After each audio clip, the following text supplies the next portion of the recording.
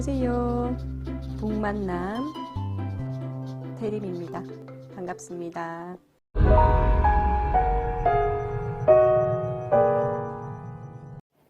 자, 이젠 어떻게 하면 그 독을 끊을 수 있느냐에 대해서 이야기합니다. 새로운 삶을 찾아서 2부고요. 이제부터 당신 스스로 할 수 있는 일에 대해 이야기할 것이다. 특별한 기술과 행동 전략을 제시해 어린 시절 상처 때문에 스스로 망치는 삶의 양식을 바꾸고 스스로 원하는 사람이 되도록 도울 것이다. 만약 당신이 신체적으로나 성적으로 학대를 받았던 피해자라면 반드시 전문가의 도움을 받기를 권한다. 치료 초기에는 고통스러운 어린 시절의 경험이 드러나 파헤쳐져서 감정이 피폐해질 수도 있지만, 하지만 이 글을 따라서 제시한 대로만 따르기만 하면 완전히 새로운 방식으로 부모나 다른 사람들과 행복하게 지낼 수 있다. 그리고 스스로가 누구인지, 어떠한 삶을 사려고 하는지 정의할 수 있다. 더불어 삶에 대한 새로운 자신감과 자기 가치를 발견하게 될 것이다.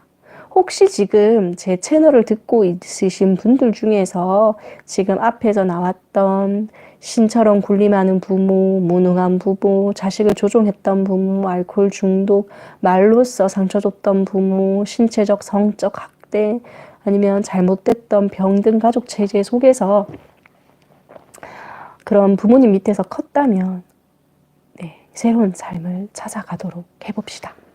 첫 번째, 그들을 용서하지 말아라 라고 이야기합니다. 이게 무슨 말이야? 용서해야 되는 거 아니야? 저도 맨 처음 의아해서 용서하지 말라고? 읽었는데요. 용서를 하면 안 되는 거였습니다. 부모를 용서하지 말라는 말은 우리가 소중히 여기는 종교적, 정신적, 철학적, 심리적 원칙에 위배된다. 많은 전문가들은 용서에서 내적인 평화를 이루는 첫걸음일 뿐만 아니라 유일한 방법이라고 굳게 믿고 있지만 자신은 전적으로 반대한다고 합니다. 왜냐하면 이유가 나오는데요. 나도 초창기에는 상처를 준 사람, 특히 부모를 용서하는 치유 과정이 중요한 부분이라고 믿었었대요. 그리고 환자들에게 잔혹하고 가학적인 부모를 용서하라고 격려했대요. 하지만 이렇게 용서하는 것이 치료를 시작할 때는 많은 환자들이 이미 저는 부모님을 용서했어요 라고 이야기하지만 여전히 평화를 찾고 있지 못했다는 거예요. 여전히 스스로 불편해했고 계속 증세를 보였다는 거죠. 용서는 아무런 변화를 시키지 못한다는 거예요. 실제로 그들은 일부 무력감을 더 많이 느꼈고 그들의 말은 이런 식으로 표현했답니다. 아직도 충분히 용서하지 못한 것 같아요. 목사님이 그러는데 마음속 깊이 용서한 거 아니래요. 전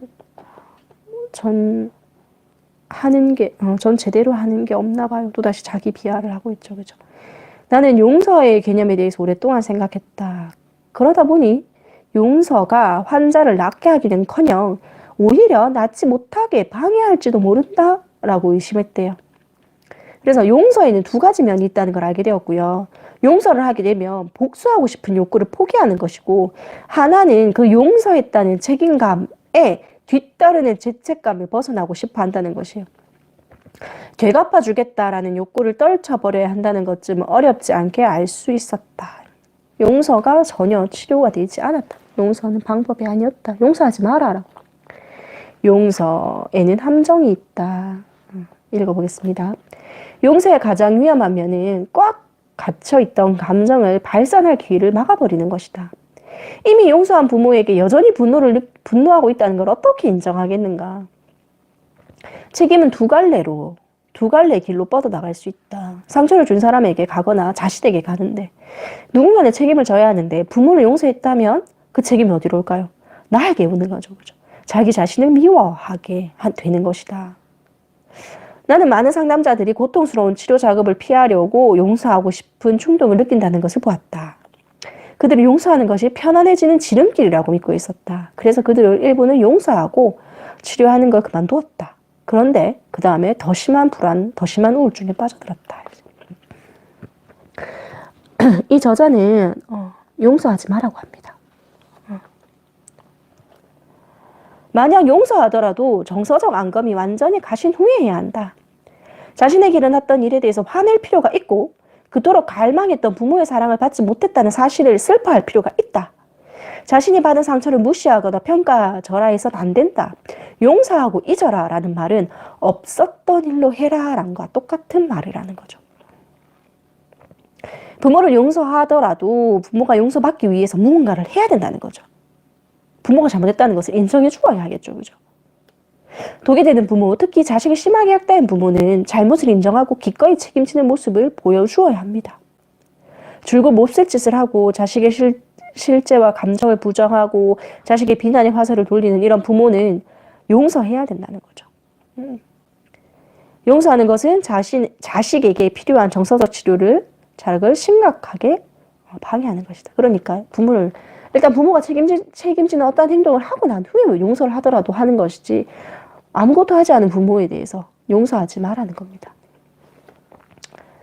부모를 용서하지 않는다면 나머지 삶도 괴로움과 분노로 가득하지 않을까 걱정하는 것도 당연하다. 하지만 반대라는 거예요.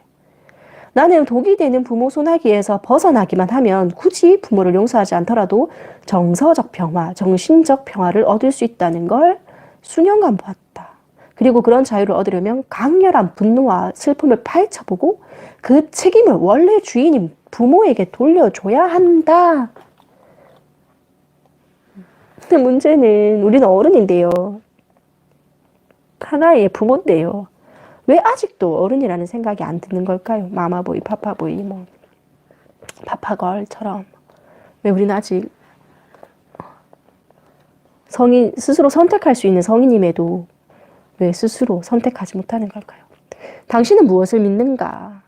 믿음의 깊이 뿌리 박혀 있는 태도, 지각, 사람들에 대한 관념과 관계, 그리고 도덕성이다. 삶이 발전하고 변화하려면 반드시 그릇된 믿음과 부정적 느낌, 스스로를 망치는 행동들의 상호 관련성부터 알아야 한다. 아래에 제시한 것처럼 점검 항목은 당신의 느낌이나 행동이면 어떤 믿음이 깔려있는지 보여줄 것이다. 한번 표시해보라고 합니다. 내가 믿고 있는 것. 내가 할 일은 부모님을 행복하게 해주는 것이야. 내가 할 일은 부모님을 자랑스럽게 해주는 것이야. 나는 부모님이 희망이야. 우리 부모님은 나 없이 못 살아. 나는 부모님 없이 못 살아.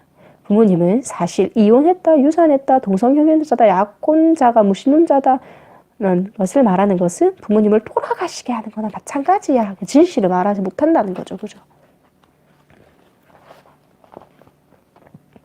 부모님에게 반항하면 부모님을 영원히 못 보게 될 거야. 부모님은 나에게 심한 상처를 주고 있다고 말하면 부모님은 나를 자식으로 여기지 않을 거야. 절대로 부모님의 감정을 상하게 할 말이나 행동을 해서는 안 돼. 부모님의 감정이 나의 감정보다 중요해. 해봐야 소용없는 것이므로 부모님에게 중요한 이야기는 하지 않을 거야. 부모님이 변하기만 한다면 나는 내 자신에 대해 더 좋게 느낄 수 있을 것이야. 나는 나를 못난 사람이 되게 한 부모님에게 복수할 거야. 부모님이 나에게 얼마나 많은 상처를 주고 있는지 알게 된다면 부모님도 달라질 거야. 부모님이 나에게 무슨 짓을 했는지 여전히 나의 부모님으로 다시 읽을게요. 부모님이 나에게 무슨 짓을 했든 간에 여전히 나의 부모님으로 존경해야 해. 나는 늘 부모님이 내 삶을 조종하지 못하게 막아야 한다. 이런 거죠. 여기서 4가지 이상 그렇다고 대답한다면 아직도 부모님한테 크게 얽매여서 살아가고 있다라고 얘기합니다. 잘못된 믿음이 잘못된 고통스러운 감정을 가지고 온다라고 이야기하고요. 닫혀있던 감정에 다가가라. 닫혀있던 감정에 다가가라. 행동은 믿음과 감정의 산물이다. 그리고 진정한 자기 자신을 찾아가자. 나는 대체 누구인가? 나는 대체 누굴까요? 때로는 이기적이어도 괜찮다. 때로는 나 스스로만을 위해서 살아도 괜찮다. 반응하지 말고 대응하라. 반응은 반사적으로 반응하는 것이고요. 그것의 반대가 대응이라고 합니다. 대응한다는 것은 스스로 느끼고 생각한 것을 한다. 이게 대응입니다. 따라서 자신의 감정을 알고 있으면 충동적으로 행동하지 않습니다. 그래서 부모님의 어떠한 행동, 이러한 자신의 무의식이 올라오는 그런 걸 할 때 반응하지 말고 대응하라는 거예요. 여기 대응에는 중요한 게 뭘까요? 알아차려야 대응할 수 있습니다. 알아차리지 못하면 어떤 반응에, 어떤 것에 반응할 뿐이죠. 그죠? 알아차려야 합니다. 방어적이지 않은 태도를 보여라. 우리는 살아오는 동안 방어적으로 대응하지 말라고 배운 적이 한 번도 없었다. 부모에게 방어적으로 행동하지 않는 법을 배우기 어려운 이유도 바로 이 때문이다. 배워서 실행해봐라. 또한 대부분의 사람들은 스스로 방어하지 않으면 상대가 자신을 깔보고 짓누를 거라고 생각한다. 하지만 침착함을 유지하고 충동적으로 행동하지 않으면 자신의 힘을 그대로 갖고 있게 된다. 반드시 비방적인 대응 방법을 배우고 사용해야 한다. 특히 독이 되는 부모에 대해서는 더더욱 그래야만 한다. 비방어적 대응을 해야만 공격, 후퇴, 방어, 상승 작용이 순환고리를 끊을 수 있다. 일상에서 일어날 만한 상호작용을 사용해 볼 수 있는 비방적인 대응을 몇 가지 본다. 어디 볼게요? 그래요? 네, 알겠어요. 그거 재밌군요. 물론 마음대로 생각할 자유는 있어요. 인정하지 않은 이유감이군요. 생각해보죠. 마음이 편안할 때 얘기하는 게 어때요? 상처를 받았다니, 속상했다니, 실망했다니, 죄송하군요. 이렇게 이야기를 하라는 거예요. 그래요? 네, 알겠어요. 그거 재밌군요. 이렇게. 반응하는 게 아니라 대응하는 거랍니다. 그리고 분명히 자신의 입장을 분명하게 말하라.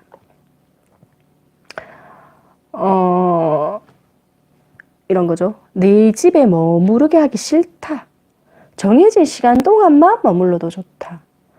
부모가 원하면 언제든지 머물러도 좋다. 뭐 이렇게 보면서 스스로 이렇게 스스로 할 수 있게끔 하라는 거죠.